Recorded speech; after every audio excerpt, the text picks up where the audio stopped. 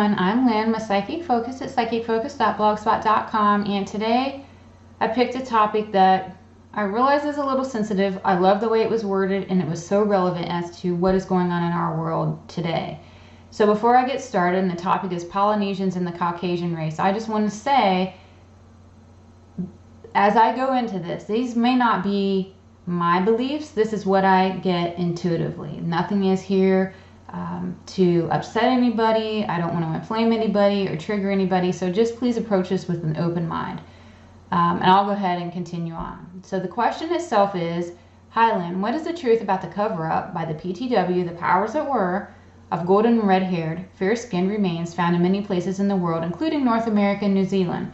There is a lot of evidence, including oral history from the Maori, which is a native tribe, themselves, about red and golden-haired people already inhabiting New Zealand when the Polynesians arrived 800 years ago. There's a pretty cool video that goes into more detail about this, the skulls and the remains that they found of these red-haired people that inhabited this island. Okay, so then they go on to say, there appears to be a concerted effort to malign or even demonize the Caucasian race, and I believe the covering up of their prior presence in the New World is to maintain a narrative and keep racial hatred alive. It would fall apart if it was made public that the Polynesians slaughtered most of the fair-skinned original inhabitants. You previously mentioned in a reading about the pyramid in Alaska the presence of pale-skinned natives that were probably wiped out by immigrants from Asia. Is white guilt being used to further the agenda of globalization? So again, this is not a triggering thing. I'm not trying to make anybody upset. I realize the whole racial divide and divisiveness among people is pretty extreme right now. So just please take this with an open mind. Okay.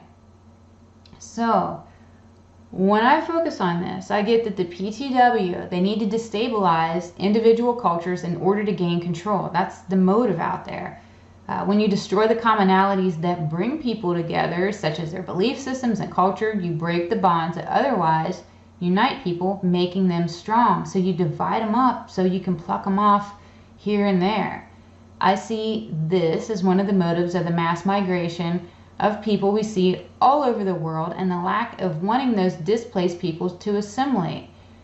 In some areas, displaced people, migrants, bring their culture to the new country, and the two cultures clash in their belief systems, with the government expecting acceptance even when it's harmful, instead of forcing a harmony in order.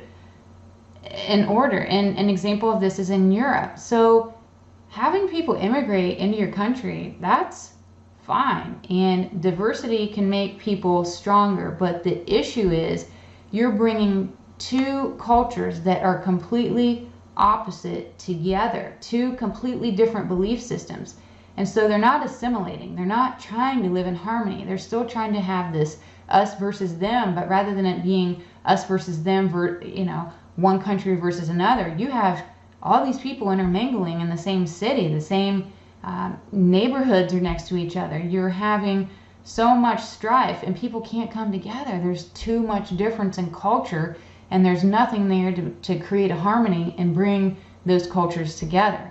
That creates divisiveness and makes people weak, and it creates a need for government to come in and save the day, or so to speak, that kind of thing. It creates a need for government control.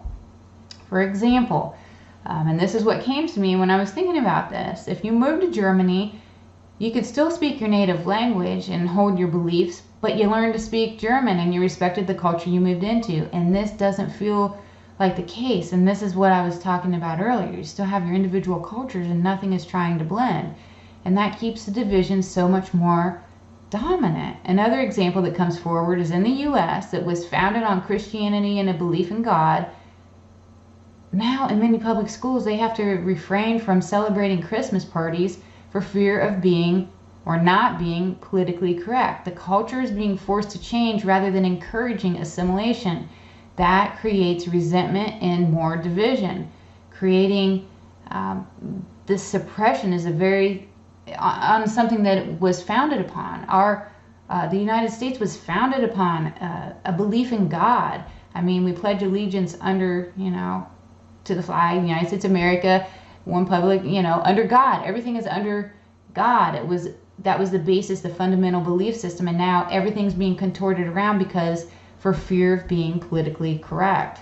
So that was another example that came to me. Now, there's all types of people all over the world, and they range from fair skin to dark skin. And from the beginning of time, people have been fighting over territory. So fair and dark skinned people are all guilty of this and the way it was done. Even Native Americans fought and genocided each other. Indian tribes fought against one another. Battles over land have been going on forever. And it's not right, it's not wrong, it's just the way that it was. So white guilt, yes, is a ploy to keep the racial divide going and trigger emotions and keep us fighting. It's so bad that Caucasians can't even openly be proud to be Caucasian, even though people of today had nothing to do with things of the past. It's okay to be Caucasian. It's okay to be Asian.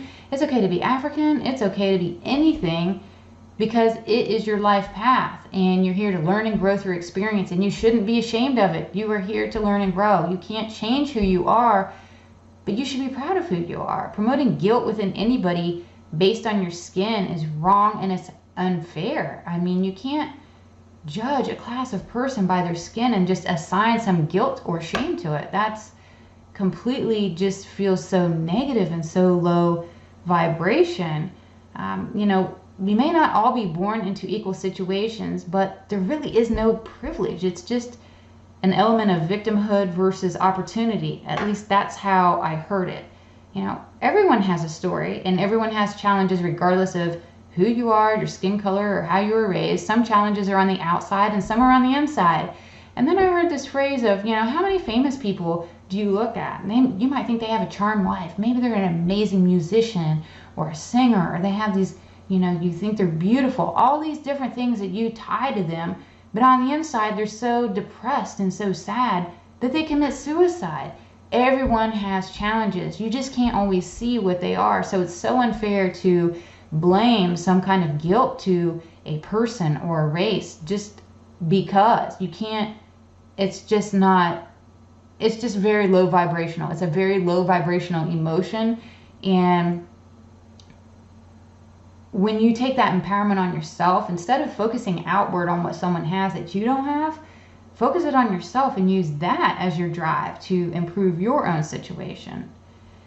And I heard that instead of people finding reasons to judge why one life is better than the other, they should look for ways to improve their own. That was a phrase that I heard.